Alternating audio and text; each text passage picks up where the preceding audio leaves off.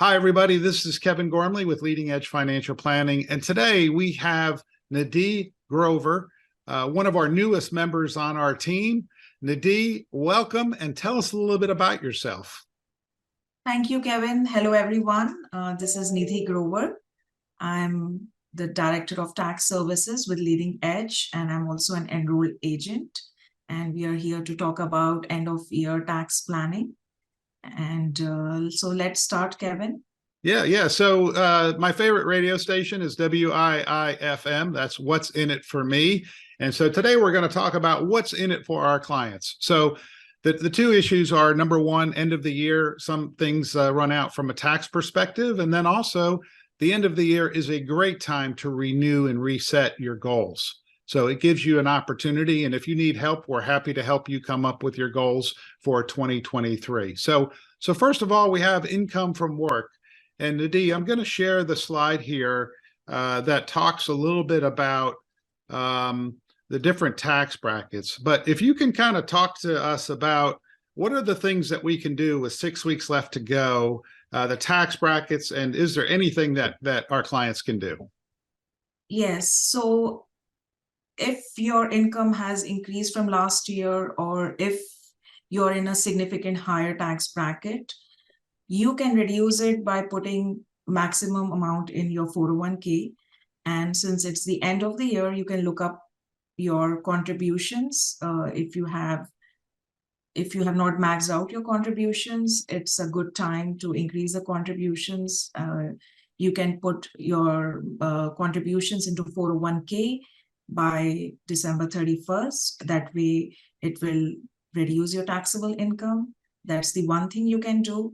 Secondly, if you have a high deductible health plan, you can contribute into health savings account. That's a very good tax saving account. You can contribute up to $3,650 for self only coverage, and if it's a family high deductible plan, you can contribute up to $7,300. And this can be done by April 15th, 2023. It does not have to be by December 31st. Nice. Okay, Nidhi, so we talked about HSA, maxing out 401k. I also just want to mention that this is also a great time to set up a brokerage account, because brokerage accounts really have some pretty amazing tax characteristics. So let's talk about brokerage accounts. And if you do have one, Nidhi, what are the things to look for at the end of the year, like tax loss harvesting or other types of ideas like that? Yes, the tax law harvesting is a great idea, especially if you see that some of your stocks are underperforming. You can sell those because the capital loss, you can use it to offset any gains that you have from the stocks that really did good. You can do that by the end of the year. Even if you did not have any stocks that had gains and you are not planning to sell any of those, you can carry forward those losses for number of years where you might have gain, and you can use all those losses against those gains. And even if you don't use all of the losses, you can use $3,000 of the capital losses against your other income. It reduces your other income by $3,000. Okay, and there's a time when capital gains actually are not taxable, Nidhi, and I'm talking about this 12% tax bracket. If you have so can you tell everybody a little bit about, if you're retired now and you're not making more than, let's say, $100,000, and you're married filing jointly, how you pay zero tax? Yes, that's absolutely right, Kevin. If you are in a 12% tax bracket, and if you have long-term capital gains, you don't pay any tax on it. There is zero capital gain tax. And if they are short-term gains, you just pay your regular 12% tax bracket. That's right. So there is a time when you can actually pay no tax. And again, that's where setting up a brokerage account today and then retiring with it might be a great strategy. So switching to low cost, efficient funds. This is something that I spoke to somebody about today. If you have mutual funds and they produce capital gain distributions. In a year like 2022, you could actually get distributions that pay out of a mutual fund and you could be taxed on it, although the mutual fund might be down 20 to 25%. So switching out of these expensive, actively managed mutual funds, again, in a brokerage account, it might be a good year to do so. So Nidhi, I don't know, do you have anything else about brokerage accounts and anything that people should be looking out for? I think, yeah, like you mentioned, Kevin, it's a good idea to open the taxable brokerage account, even if it's in the end of the year. That way, you can actually buy stocks and, depending upon the market conditions, if you want to sell anything, you can do that. Right, right. And stocks, really, we're talking mostly about exchange traded funds or other types of diversified vehicles. But if you wanted to buy individual stocks, you could do that as well. So let's talk about people that are 72 or above and they're taking required minimum distributions. Can you talk a little bit about the planning opportunity of qualified charitable distributions, or QCDs? Yes. So people who are 72 and a half years or older. So the important thing is just make sure that you take your RMDs. That's the most important thing. And alternatively, what you can do is, if you plan to make charitable donations, or if you do charitable donations every year, it's a good idea to donate directly from your required minimum distribution.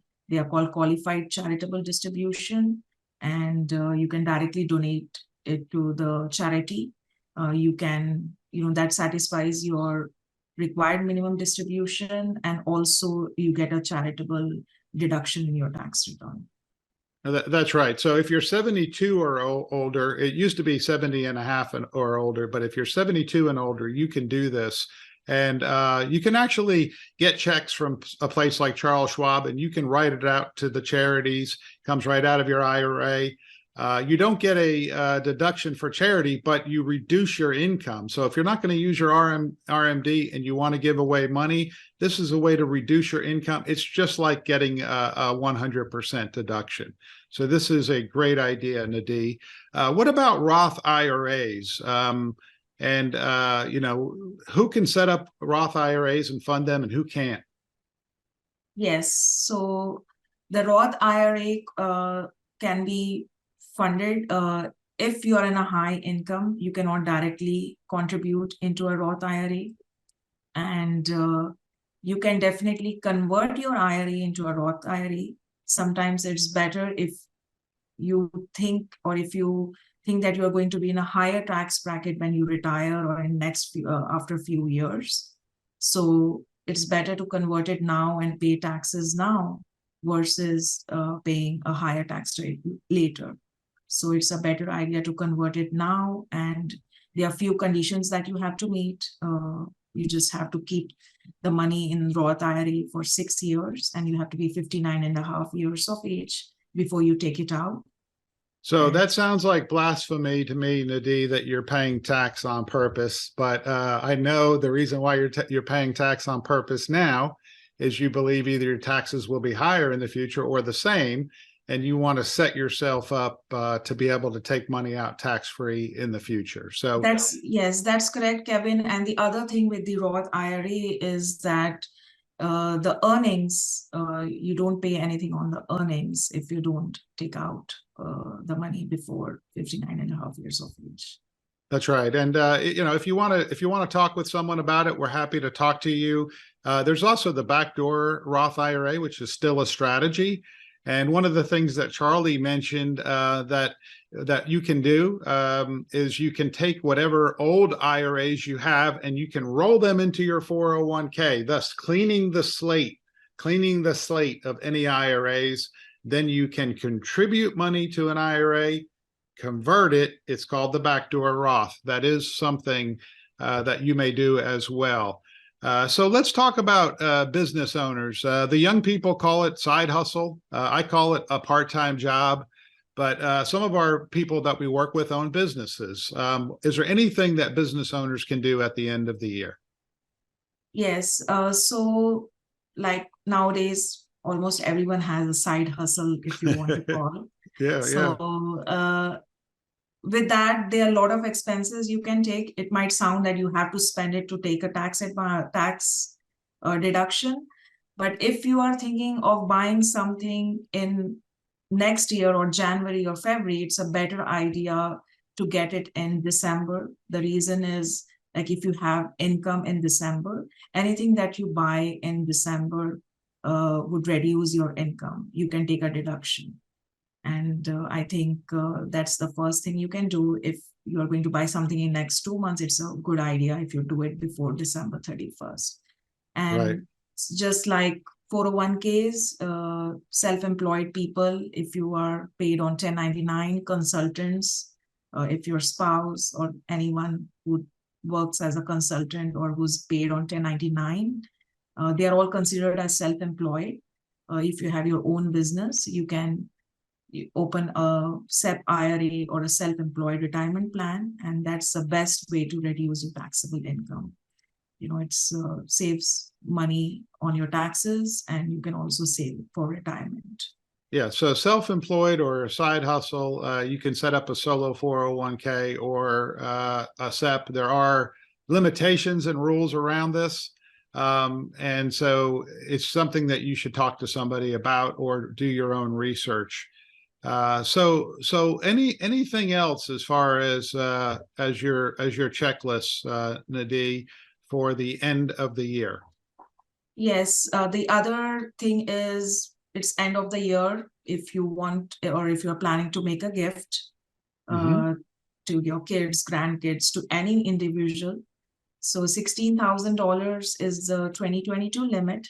You can pay this or gift it to someone, and you don't have to pay taxes on it. There is no reporting requirement. You can do that, and that has to be done before December 31st to qualify for 2022 gift exclusion.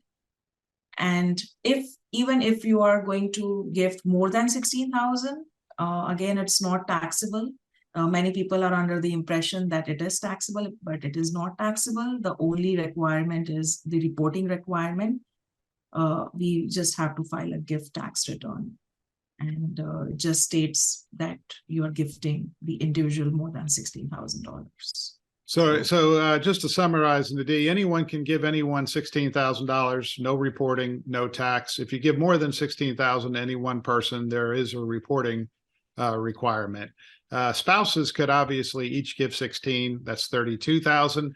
So if you have a ton of money and you're worried about estate issues, that's where gifts come in. If you just want to gift money to children, adult children, grandchildren, that is something that you could do before the end of the year. What else, Nidhi? So with the regards to gift, the other option is you can directly gift it if you're planning to pay some tuition. If you're planning to give someone gift to pay their tuition, you can directly pay it to their education institution. So in that case, if it is even more than 16,000, there is no reporting requirement too. All right. So if somebody's going to Vanderbilt, for example, it's $70,000 a year, you could write the check directly to Vanderbilt University, and then there would be no requirement. So thank you for that. Nidhi, if you can let us know which states in the United States allow you to make a 529 that's tax deductible.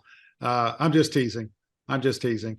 We didn't have that as something, but there are states that have a 529 tax deduction, right? I know Colorado, for example. But why should you consider putting money into a 529 with this state tax deduction? Yeah, so the state tax deduction it's after tax money. So IRS does not give you a deduction for that. But some of the state qualified plans, if you contribute to a particular state plan, they give you a state tax deduction on the tax return. In some states, there are different rules for that. Like for New York, either you have to be a resident of New York or work in New York. And if you contribute to their plan, they give you a deduction. Colorado gives a deduction, and there are a few more states that give you a state tax deduction. And that reduces your state taxes. And it's a It's a very good way to take the advantage of the state plans, and some of the state 529s are really good. If you want to consider doing that, it's a very good opportunity. That's exactly right. So Nidhi, any other tax ideas that you have before we get into this is the end of the year, it's a great time to set some things up and put some things on automatic pilot? So 529s, taxable brokerage account, giving gifts, taking your RMDs, health saving deduction, 401k. These are the important ones. And estimated taxes. Estimated taxes is one last thing I would want to add. You may owe a lot of money at the end of the tax year, but you are not required to make an estimated tax payment as long as you have paid 110% of your last year's tax liability. And if you have like a significant increase in your pay, or if you have received any large RSU, stock options, or capital gains, it's a good idea to just estimate your tax liability. And if there is a need, you can do that. The last payment has to be done before January 15, 2023. Yeah, so this is probably do not try this at home. If you have any questions about estimated tax payments or withholding, please get in contact with us. Now, Nadine, my last question for you is not a trick question. Is it good to get a refund? Is it bad to owe money to the IRS in April? What's your thoughts on that? Everybody, when they get a refund, they celebrate. Woo! I got some money. So if you ask me, Kevin, getting a big refund is not a good idea at all. I mean, you don't want to owe a large money with a tax penalty on it, but owing, many people think that owing balance due to IRS is a bad thing. It is not a bad thing. And especially now when, the interest rates are way higher, and getting a big refund is not something you would want. So you're basically loaning money to the federal government. Yeah. And one of the things we know in tax is that when people get a refund, they think you did a great job, and when they owe money, they say, "Are you sure you know what you're doing?" But again, it's not a bad thing to owe money. So we'll jump into the final round here of like, what can you do right now to improve your financial life? So the first is to set up a new account. Nidhi said it, set up a brokerage account, set up a backdoor IRA system of IRA to Roth account, increase the amount of money that you put into your account by $50, by $100, by $500. Decide on some amount and do it now, or do it during the holiday season. And so the new year, you'll be saving more money. Automatic savings is one of the most powerful ways to save and invest because it's automatic. You don't have to think about it. You don't have to do anything, and the money does not hit your bank account. The other one is to set up a brokerage account. Nidhi, we think almost every client of ours that is maximizing the 401k profit sharing, doing the backdoor Roths already, should set up a brokerage account. And you talked a little bit about the flexibility of brokerage accounts, capital losses, and all these other items. So that's right. It's very flexible. It's funny. It's called a taxable account. That sounds bad. But if you put it into stocks or other assets that have lower taxes, it's actually can be very beneficial for your long-term wealth. Nidhi, thank you so much for joining us today. We look forward to you working with our clients during tax season. And thanks, everybody.